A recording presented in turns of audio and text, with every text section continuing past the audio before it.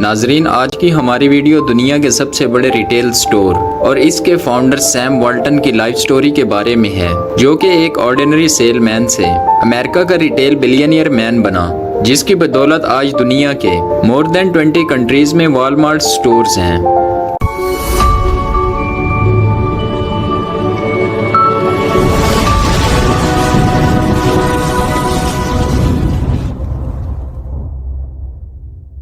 Same Walton 28 March 1918 کو king فشر اوکلاہاما میں پیدا ہوا۔ اس کا والد تھامس والٹن ایک کسان تھا، مگر فارمنگ سے اتنی انکم حاصل نہیں ہوتی تھی کہ وہ اپنے خاندان کی ضروریات زندگی کو پورا کر سکے، جس کی وجہ سے اس کی فیملی ملک کے مختلف سٹیٹس میں منتقل ہوتی رہی اور آخر کار وہ کولمبیا میزوری میں سیٹلڈ ہو گئے۔ اس وقت سیم ٹین ایجر تھا۔ اس نے اپنی فیملی کو سپورٹ کرنے کے لیے کئی چھوٹی چھوٹی جابز کرنا شروع کر دی۔ اس کے والد کو بزنس ڈیل سے تھوڑا بہت پروفٹ مل جاتا تھا، جبکہ اس کی مدر نیبرہڈ میں ملک سیل کرتی تھی، مگر ان کے گھر کے حالات ٹھیک نہیں ہو رہے تھے، کیونکہ سیم کا فادر زیادہ سے زیادہ پیسے کمانے کی خاطر اپنی فیملی کو پراپر ٹائم نہیں دیتا تھا، جس کی وجہ سے تھامس کے تعلقات اپنی وائف کے ساتھ خراب سے خراب تر ہوتے جا رہے تھے۔ گھر کے حالات کو دیکھتے ہوئے سیم نے اپنے آپ کو ریلیکس رکھنے کے لیے سپورٹس ایکٹیویٹیز میں حصہ لینا شروع کر دیا۔ سیم نے ڈیوڈ ایچ ہکمین ہائی اسکول سے تعلیم حاصل کی اور 1940 میں یونیورسٹی آف میزوری سے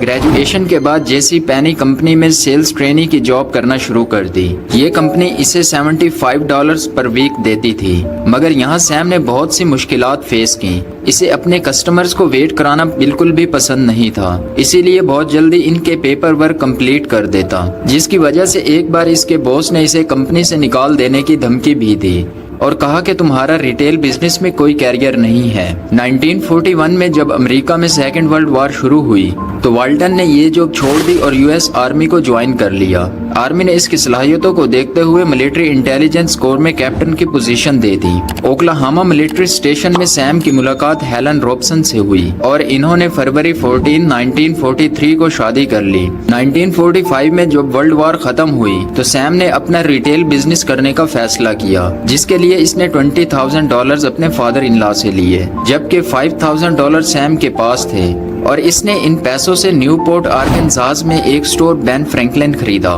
اس وقت امریکہ میں کئی سٹورز فیل ہو چکے تھے، اور جب سیم نے یہ سٹور خریدا تو یہ بھی کافی پیسے ضائع کر رہا تھا، کیونکہ نہ صرف سیم نے جو سٹور میں انویسٹ کیا تھا وہاں سے کچھ زیادہ کما رہا تھا، بلکہ سٹور کا رینٹ بھی سیلز کا 5% دے رہا تھا، جو کہ شروع میں تو اسے بالکل ٹھیک لگا، مگر کانٹریکٹ سائن ہونے کے بعد اسے پتا چلا کہ اتنا رینٹ تو کسی سٹور کا بھی نہیں۔ ان تمام مسائل کے باوجود جب سیم اس بزنس میں کامیاب ہوا تو کسی کو بھی یقین نہیں آیا۔ اس نے ریٹیل بزنس کے تمام پرانے رولز کو اسٹڈی کیا اور جو رولز وہ سمجھتا تھا کہ غلط ہیں اس نے انہیں ختم کر دیا۔ جب سیم نے بین فرینکلن سٹور خریدا تھا تو وہ تمام اشیاء کمپنی کے آؤٹ لیٹ سے لیتا تھا، جبکہ کانٹریکٹ کے مطابق وہ کسی بھی مرچنڈائز سے اپنے سٹور کے لیے اشیاء خرید سکتا تھا، لہٰذا سیم نے چیپر مرچنڈائز سے گڈز خریدنا شروع کر دیں اور اپنی اشیاء کی پرائس بھی دوسرے سٹورز کی نسبت کم کر دیں۔ سیم کی اس پالیسی نے کسٹمرز کی زندگیوں کو آسان کر دیا، جس کی وجہ سے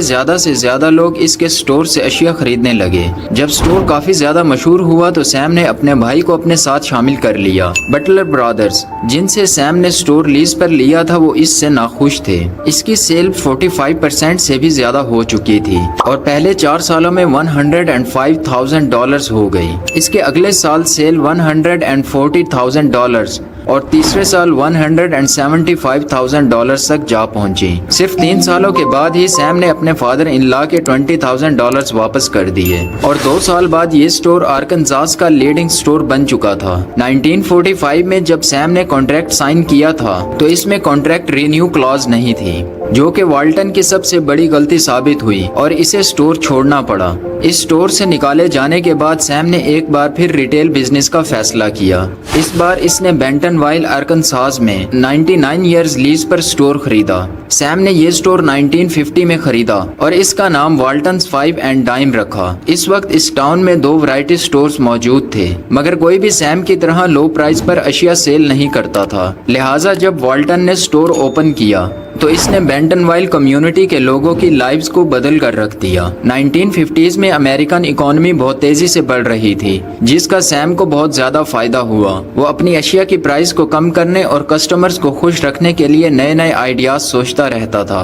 एक दिन इसे सेल्फ सर्विस का आइडिया आया, जिसका कॉन्सेप्ट बहुत ही सिंपल था। सेल्स क्लर्क की बजाय कस्टमर खुद स्टोर में जाएं, अपनी जरूरत की अशिया उठाकर एंट्रेंस पर बिल पे कर दें। इस तरह इसके एम्प्लॉयज की तादाद भी कम हो गई, जिसकी वजह से इसने अशिया की कॉस्ट मजीद कम कर दी और 1 साल से भी कम अरसे में इसकी इनकम ट्रिपल हो गई। इस इनकम से सैम ने अपने बिजनेस को बढ़ाना शुरू कर दिया और 1950s के एंड तक सैम 15 स्टोर का ओनर बन चुका था। मगर वाल्टन अभी भी इससे सेटिस्फाइड नहीं था और इसने कुछ अलग करने का सोचा, जिसने सब कुछ बदल कर रख दिया।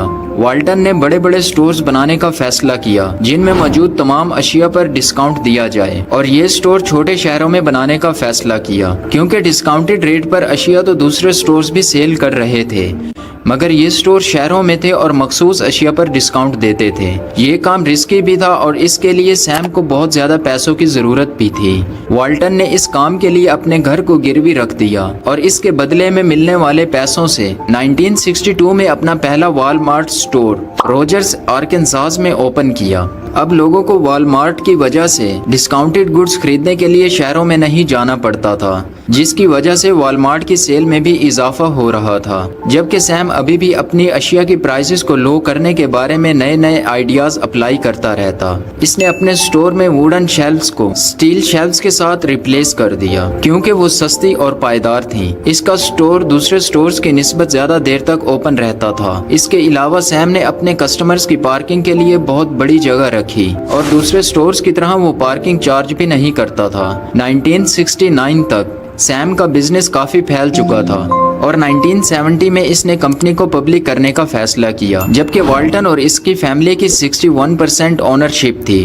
पब्लिक करने से हासिल होने वाली रकम से वाल्टन ने दोस्तों और बैंक्स का कर्जा वापस किया। 1970 से 1971 के दरमियान वॉलमार्ट की 6 ब्रांचेस ओपन हुई, जबकि 1980s के एंड तक 276 वॉलमार्ट स्टोर ओपन हो चुके थे और फिर इसके बाद सैम हर साल 100 स्टोर्स ओपन करता था। 1970 में एक इन्वेस्टर ने $1650 में वॉलमार्ट के शेयर खरीदे थे, जबकि 1987 में इसके शेयर्स बढ़कर 700,000 हो चुके थे।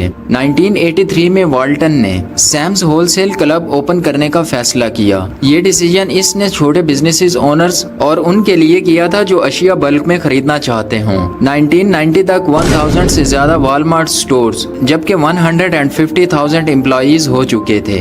सैम वाल्टन की अप्रैल 5, 1992 को डेथ हो गई और जब इसकी डेथ हुई उस वक्त वॉलमार्ट का एनुअल रेवेन्यू $104 बिलियन था। आज तकरीबन दुनिया के 20 ममालिक में 10,500 से ज्यादा वॉलमार्ट स्टोर्स हैं, जबकि वॉलमार्ट की नेटवर्थ $419 बिलियन है।